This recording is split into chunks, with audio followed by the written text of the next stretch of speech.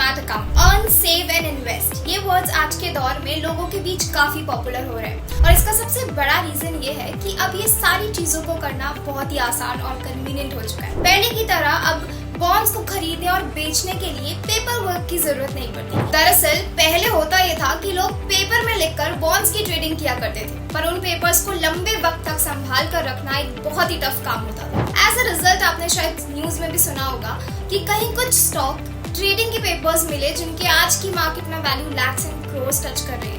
इन paper work से छुटकारा पाने के लिए NSE यानी कि नेशनल स्टॉक एक्सचेंज ने 1996 में डीमैट अकाउंट लॉन्च किया, जिससे कि स्टॉक्स को स्टोर और ट्रेड करना बहुत ही आसान हो गया। डीमैट अकाउंट जिसका फुल फॉर्म है डीमैटेरियलाइज्ड अकाउंट, बेसिकली एक वर्चुअल तिजोरी जहां हम अपने शेयर्स को स्टोर कर सकते हैं। ये तिजोरियां इंडिया में दो टाइप्स की होती है, CDSL और दूसरी NSDL।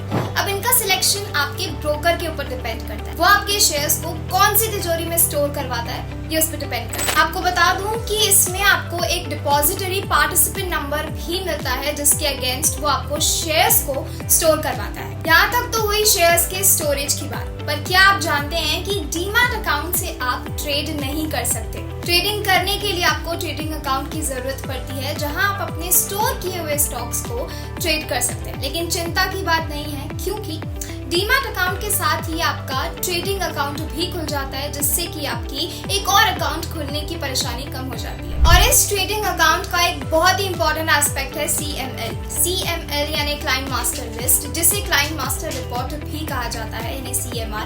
ये एक PDF डॉक्यूमेंट है जिसमें क्लाइंट की सारी बेसिक डिटेल्स होती हैं, जैसे कि उसकी DPID, customer ID, address, date of birth, bank account, nominations जैसे डिटेल्स होते हैं। अब डिटेल्स का तो ठीक है, पर आखिर इसकी इतनी नीड क्यों है, आइए देखते हैं। पहला, अनलिस्टेड ब्रोकर्स के लिए CML एक KYC रिक्वायरमेंट जैसे होता है, जिसकी हेल्प से वो ट्रांजैक्शंस कर पाते हैं। दूसरा, ये कि CML के बिना ट्रांजैक्शंस बहुत ही मुश्किल से होता है, क्योंकि अगर ये डॉक्यूमेंट नहीं हुआ तो ट्रांजैक्शंस की ऑथेंटिसिटी को चेक करना बहुत ही मुश्किल हो जाता है।